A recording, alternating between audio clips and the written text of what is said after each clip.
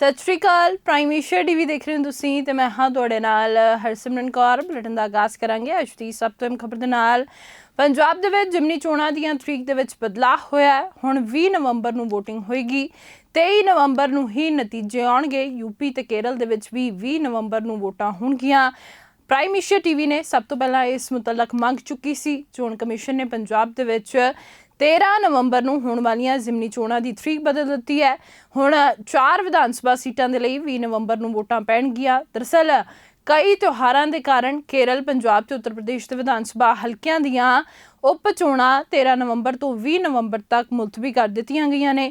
ਪੰਜਾਬ ਦੇ ਵਿੱਚ 4 ਵਿਧਾਨ ਸਭਾ ਸੀਟਾਂ ਬਰਨਾਲਾ, ਗਿੱਦੜਬਾਹਾ, ਚੱਬੇਵਾਲ ਤੇ ਡੇਰਾ ਬਾਬਾ ਨਾਨਕ ਦੇ ਵਿੱਚ ਵੋਟਾਂ ਪੈਣਗੀਆਂ।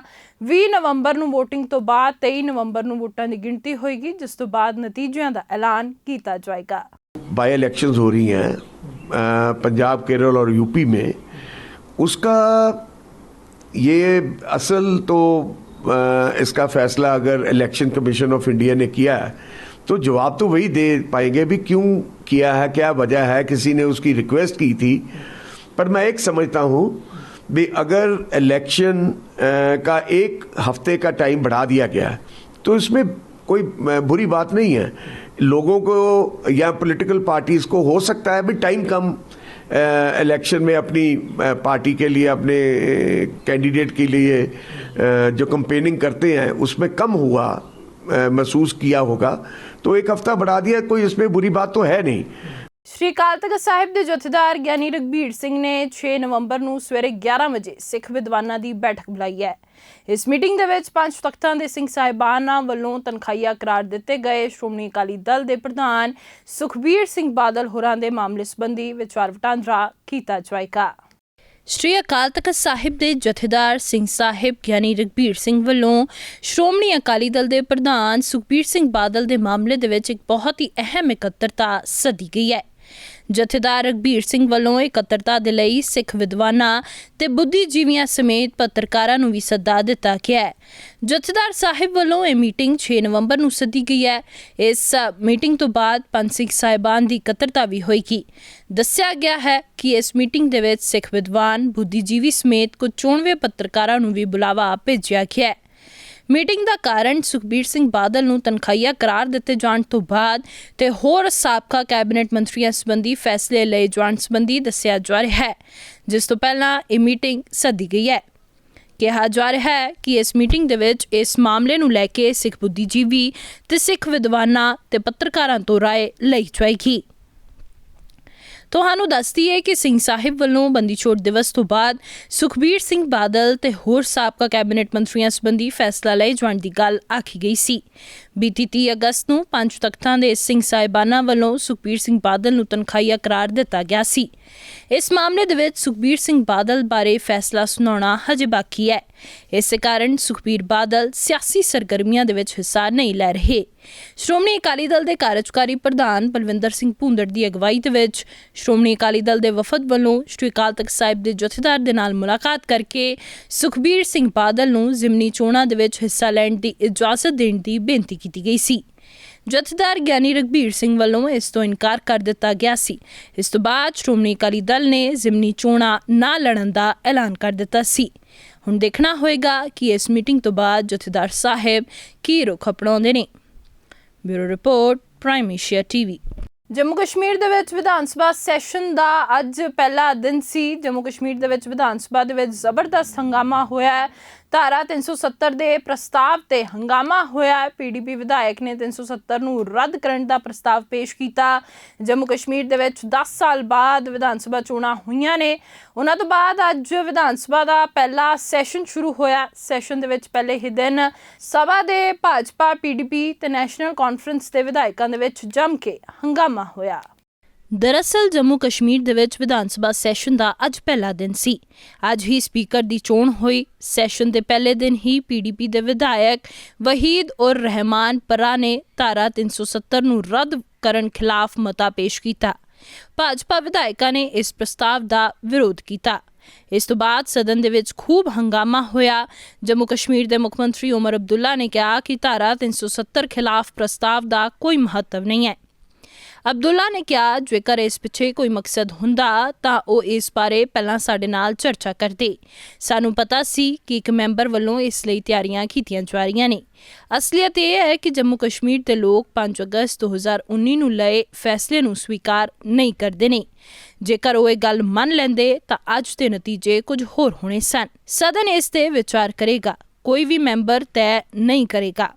ਅਬਦੁੱਲਾ ਨੇ ਕਿਹਾ ਅੱਜ PDP ਵਿਧਾਇਕ ਦੁਆਰਾ ਲਿਆਂਦੇ ਗਏ ਪ੍ਰਸਤਾਵ ਦਾ ਕੋਈ ਮਹੱਤਵ ਨਹੀਂ ਹੈ, ਇਹ ਸਿਰਫ ਕੈਮਰਿਆਂ ਲਈ ਹੈ। ਜੇਕਰ ਇਸ ਪਿੱਛੇ ਕੋਈ ਮਕਸਦ ਹੁੰਦਾ ਤਾਂ ਉਹ ਪਹਿਲਾਂ ਸਾਡੇ ਨਾਲ ਇਸ ਬਾਰੇ ਵਿਚਾਰ ਕਰਦੇ। हमें मालूम था कि इस तरह की तैयारी की जा रही थी ऑनरेबल मेंबर की तरफ से, लेकिन हमें उम्मीद थी कि शायद आज स्पीकर के इलेक्शन और लेफ्टिनेंट गवर्नर के एड्रेस को छोड़ के और फिर ओबिचुअरी रेफरेंसेस, क्योंकि हमारे एक सिटिंग मेंबर आज हमारे दरमियान है नहीं, बहुत से और हमारे एक्स मेंबर्स हमारे साथ है नहीं, उसके बाद हम जो है अपना ये सिलसिला शुरू कर लेते।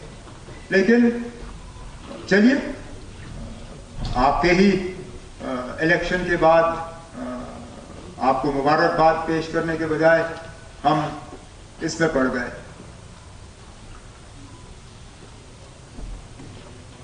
मैं सियासी तकरीर आज करना चाहता ही नहीं था, इसलिए मैंने कोई सियासी बात शुरू में की नहीं। हालांकि मेरे मेंबरों की तरफ से जो कहा गया गलत नहीं कहा गया था। मैं इसलिए पहले नहीं उठा क्योंकि हाउस का ये तरीका रहता है कि पहले बाकी ऑनरेबल मेंबर्स बोलते हैं, फिर लीडर ऑफ द ऑपोजिशन बोलता है और उसके बाद लीडर ऑफ द हाउस बोलता है। मैं उठा इस उम्मीद के साथ कि मेरे बोलने के बाद, क्योंकि मैंने पूरे हाउस की तरफ से बात की, हाउस एडजर्न होगा और हम दोबारा लेफ्टिनेंट गवर्नर साहब का खुतबा सुनने के लिए जमा होंगे। लेकिन चलिए, थोड़ा सा रिवर्स हुआ और बीच में अब सियासत आ गई। सियासत करना, इसके अलावा तो शायद कुछ मेंबरों के पास और कोई चारा होगा नहीं।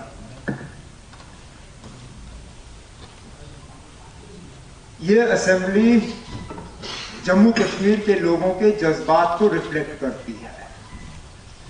हकीकत यह है कि जम्मू कश्मीर के लोगों ने 5 अगस्त 2019 के फैसले पे अपना मोहर नहीं लगाया है। अगर लगाया होता तो नतीजे अलग होते। हम इस तरफ बैठे हैं, अक्सरियत उन लोगों की है जिन्होंने 5 अगस्त 2019 के फैसलों के खिलाफ अपनी आवाज बुलंद की। अब हाउस इसको किस तरह रिफ्लेक्ट करेगी, इस पर किस तरह बातचीत होगी, इसको किस तरह रिकॉर्ड पे लाया जाएगा, ये एक सिंगल ऑनरेबल मेंबर तय नहीं करेगा। आगे जाके जब प्राइवेट मेंबर बिजनेस का सिलसिला शुरू होगा मेन सेशन में, तब इंडिविजुअल ऑनरेबल मेंबर्स जो लाना चाहे वो लाएं। लेकिन फिलहाल इस सेशन में हाउस की तरफ से क्या बात होगी, क्या रेजोल्यूशन लाया जाएगा, क्या किया जाएगा, वो गवर्नमेंट ट्रेजरी बेंचेस तय करेगी आपकी इजाजत के साथ। तो जो रेजोल्यूशन आज लाया गया है उसकी कोई मतलब अहमियत नहीं है। वो मां सिवाय बदकिस्मती से कैमरास को दिखाने के अलावा उसका और कोई मकसद नहीं है। अगर मकसद होता तो शायद ये लोग हमारे से मशवरा करके तय करते कि हाउस की तरफ से क्या बात आनी चाहिए। ਇਸ ਤੋਂ ਬਾਅਦ ਉਹਨਾਂ ਨੇ ਸਪੀਕਰ ਨੂੰ ਸਦਨ ਦੀ ਕਾਰਵਾਈ ਮੁਲਤਵੀ ਕਰਨ ਦੀ ਬੇਨਤੀ ਕੀਤੀ। ਇਸ ਤੋਂ ਬਾਅਦ ਸਪੀਕਰ ਨੇ ਵਿਧਾਨ ਸਭਾ ਦੀ ਕਾਰਵਾਈ ਮੁਲਤਵੀ ਕਰ ਦਿੱਤੀ। PDP ਮੁਖੀ ਮਹਿਬੂਬਾ ਮੁਫਤੀ ਨੇ ਇਸ ਪ੍ਰਸਤਾਵ ਲਈ ਵਹੀਦ ਪਰਾ ਦੀ ਤਾਰੀਫ ਕੀਤੀ। ਮੁਫਤੀ ਨੇ ਕਿਹਾ ਧਾਰਾ 370 ਨੂੰ ਹਟਾਉਣ ਤੇ ਵਿਸ਼ੇਸ਼ ਦਰਜਾ ਬਹਾਲ ਕਰਨ ਦੇ ਮਤੇ ਖਿਲਾਫ ਮਤਾ ਪੇਸ਼ ਕਰਨ ਦੇ ਲਈ ਉਹਨਾਂ ਨੂੰ ਵਹੀਦ ਪਰਾ ਤੇ ਮਾਣ ਹੈ। भगवान थोड़ा भला करे। क्योंकि बिजनेस हाउस का आपने सेट किया है और मेरी गुजारिश अगर एक रेजोल्यूशन हमारा इस बिजनेस में it's out of protocol, but I request कि accommodate this resolution and I will read it also, keeping the sentiments of people of Jammu and Kashmir in view, that this house opposes the revocation of special status of Jammu and Kashmir and the constituent disempowerment of Jammu and Kashmir through J&K Reorganization Act, and calls for complete rescinding.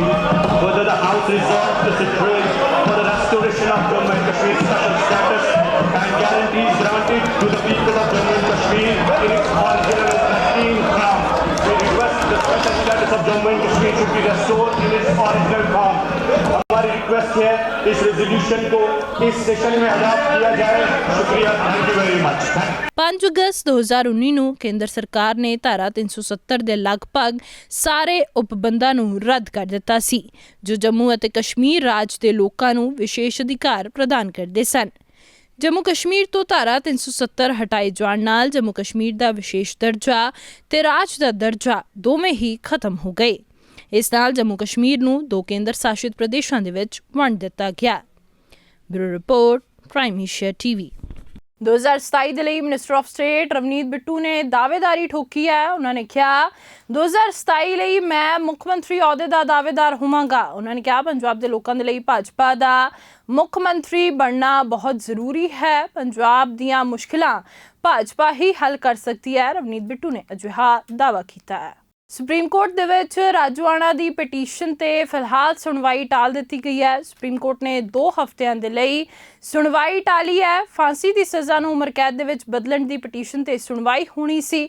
Petition ਤੇ ਫੈਸਲਾ ਲੈਣ ਦੇ ਵਿੱਚ ਬਹੁਤ ਦੇਰੀ ਦਾ ਹਵਾਲਾ ਦਿੱਤਾ ਗਿਆ ਸੀ। ਫਾਂਸੀ ਨੂੰ ਉਮਰ ਕੈਦ ਦੇ ਵਿੱਚ ਬਦਲਣ ਦੀ ਪਟੀਸ਼ਨ ਤੇ ਸੁਣਵਾਈ ਹੋਈ ਹੈ।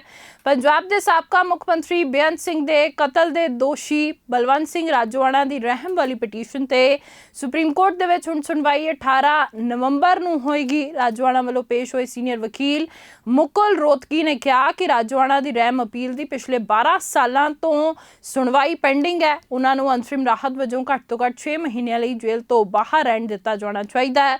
ਜਸਟਿਸ ਗਵਈ ਨੇ ਕਿਹਾ ਕਿ ਸੁਣਵਾਈ ਤੋਂ ਬਿਨਾਂ ਅੰਤਰਿਮ ਰਾਹਤ ਨਹੀਂ ਦਿੱਤੀ ਜਾ ਸਕਦੀ। ਪੰਜਾਬ ਸਰਕਾਰ ਨੇ ਆਪਣਾ ਜਵਾਬ ਦਾਖਲ ਕਰਨ ਦੇ ਲਈ 2 ਹਫ਼ਤਿਆਂ ਦਾ ਸਮਾਂ ਮੰਗਿਆ ਹੈ, ਜਿਸ ਤੋਂ ਬਾਅਦ ਮਾਮਲੇ ਦੀ ਸੁਣਵਾਈ 2 ਹਫ਼ਤਿਆਂ ਲਈ ਟਾਲ ਦਿੱਤੀ ਗਈ। ਬਲਵੰਤ ਸਿੰਘ ਰਾਜੋਆਣਾ ਕਰੀਬ 29 ਸਾਲਾਂ ਤੋਂ ਜੇਲ੍ਹ ਦੇ ਵਿੱਚ ਨੇ। ਹੁਣ ਬਲਵੰਤ ਸਿੰਘ ਰਾਜੋਆਣਾ ਨੇ ਰਹਿਮ ਦੀ ਅਪੀਲ ਦੇ ਨਿਪਟਾਰੇ ਦੇ ਵਿੱਚ ਦੇਰੀ ਦਾ ਹਵਾਲਾ ਦਿੰਦੇ ਹੋਏ ਰਿਹਾਈ ਦੀ ਮੰਗ ਕੀਤੀ ਹੈ। उधर लॉरेंस बिश्नोई के भरा अनमोल बिश्नोई के खिलाफ मामला दर्ज हो गया है। गुरुग्राम के सैक्टर 37 थाणा दे विच पुलिस ने FIR दर्ज की है।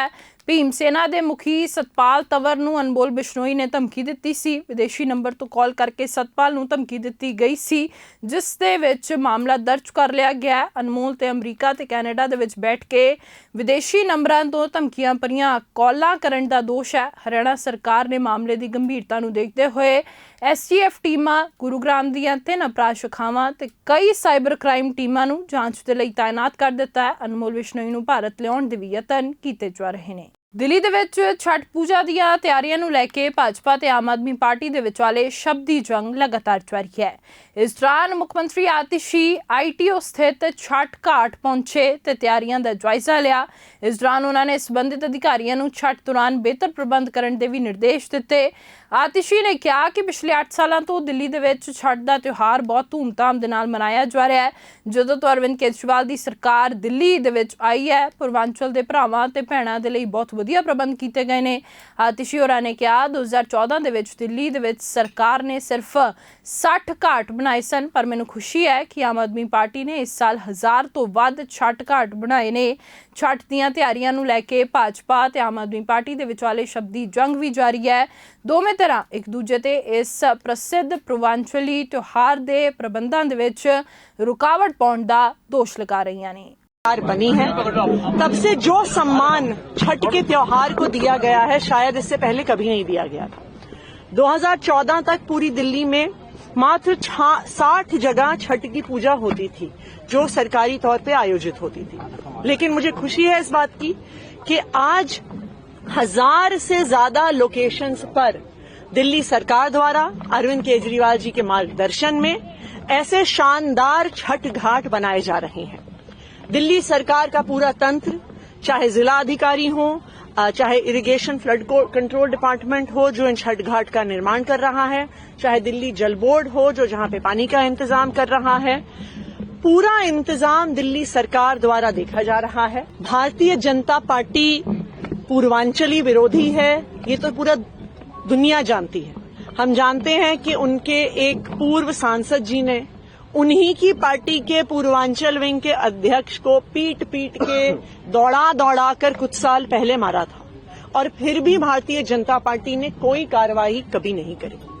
आज भारतीय जनता पार्टी का पूर्वांचली विरोधी चेहरा फिर से एक बार सामने आ गया है कि जिस तरह से ग्रेटर कैलाश के उस लोकेशन पे 8 साल से छठ की पूजा हो रही है, लेकिन भारतीय जनता पार्टी के सांसद, भारतीय जनता पार्टी के नेता उस पूजा को रोक रहे हैं। मैं तो भारतीय जनता पार्टी को यही कहूंगी, छठी मैया सबकी है, वो आम आदमी पार्टी की नहीं है, वो भारतीय जनता पार्टी की नहीं है, वो सभी पूर्वांचली भाइयों बहनों की है, वो सभी दिल्ली वालों की है। तो छठ पर राजनीति ना करी जाए, छठी मैया की पूजा होने दी जाए, मेरा भारतीय जनता पार्टी से यही आग्रह है। Member parliament Malvinder Singh Kang Punjab university ਪਹੁੰਚੇ ਨੇ। ਸੈਨੇਟ ਚੋਣਾਂ ਕਰਾਉਣ ਨੂੰ ਲੈ ਕੇ ਚੱਲ ਰਹੇ ਧਰਨੇ ਦੇ ਵਿੱਚ ਉਹ ਸ਼ਾਮਿਲ ਹੋਏ ਨੇ। ਇਸ ਦੌਰਾਨ ਭਾਜਪਾ ਤੇ ਮਲਵਿੰਦਰ ਕੰਗ ਹੋਰਾਂ ਨੇ ਨਿਸ਼ਾਨੇ ਸਾਧੇ ਨੇ। ਉਹਨਾਂ ਨੇ ਕਿਹਾ ਭਾਜਪਾ ਪੰਜਾਬ ਯੂਨੀਵਰਸਿਟੀ ਦੀ ਖੂਬਸੂਰਤੀ ਨੂੰ ਖਤਮ ਕਰਨਾ ਚਾਹੁੰਦੀ ਹੈ, ਪੰਜਾਬ ਦੇ ਲੋਕ ਇਸ ਨੂੰ ਬਰਦਾਸ਼ਤ ਨਹੀਂ ਕਰਨਗੇ। ਉਹਨਾਂ ਨੇ ਕਿਹਾ ਭਾਜਪਾ ਅਨਡੈਮੋਕ੍ਰੈਟਿਕ ਹੈ, ਭਾਜਪਾ ਡਿਕਟੇਟਰਸ਼ਿਪ ਬਣਾ ਕੇ ਚੱਲਣਾ ਚਾਹੁੰਦੀ ਹੈ।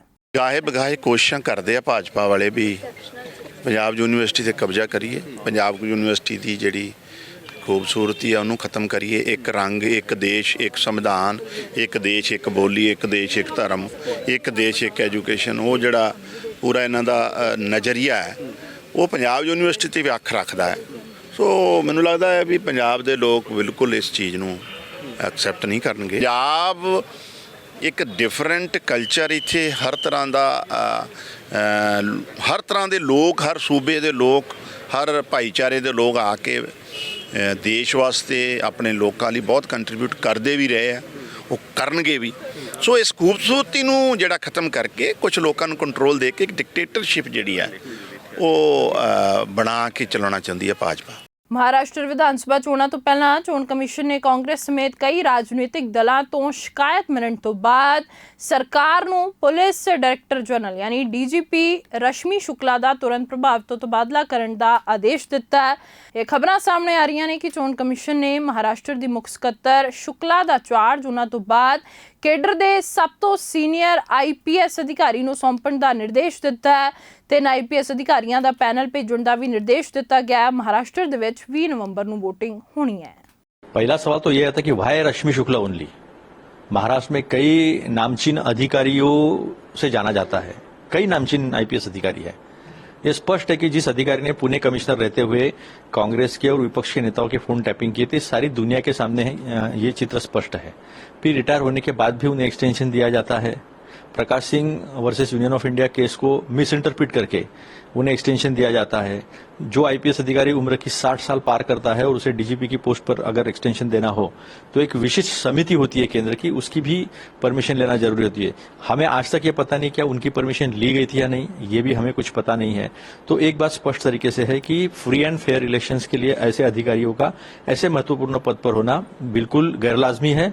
और जिस तरह से ज्येष्ठ नेता जो कई बार मुख्यमंत्री रहे, जिन्होंने गृह मंत्री पद भी संभाला है, पवार साहब, उनके पास अगर ऐसी जानकारी आती है कि पुलिस के गाड़ी से सत्ताधारी पार्टियों के उम्मीदवारों तक अगर मदद पहुंचती है तो ये बहुत गंभीर है। महाराष्ट्र में ऐसा कभी हुआ नहीं था। तो देर आए दुरुस्त आए, चुनाव आयोग ने ये स्टेप ली है। जिस तत्परता से, जितनी स्पीड से उन्होंने पश्चिम बंगाल और झारखंड के DGP को हटाया था, यहाँ थोड़ा देर लगा है, लेकिन फिर भी हम इस निर्णय का स्वागत करते हैं। और नियम कानून के तहत जो एक्सटेंशन होता है वो केवल और केवल महासंचालक पद के लिए, यानी DGP director general of police के लिए ही है। अगर आप उनको ट्रांसफर करते हो तो गलत है। शी स्टैंड्स रिटायर, वो अभी सेवानिवृत्त हो चुकी है, क्योंकि ये एक्सटेंशन किसी दूसरे पद के लिए नहीं है। ਖਬਰਾਂ ਦੇ ਇਸ ਬੁਲੇਟਿਨ ਦੇ ਵਿੱਚ ਫਿਲਹਾਲ ਇੰਨਾ ਹੀ। ਮੈਨੂੰ ਹਰਸਿਮਰਨ ਕੌਰ ਨੂੰ ਦਿਓ ਇਜਾਜ਼ਤ। ਦੇਖਦੇ ਰਹੋ ਪ੍ਰਾਈਮ ਮਿਨਿਸਟਰ TV, ਤੁਹਾਡਾ ਆਪਣਾ, ਤੁਹਾਡੇ ਲਈ।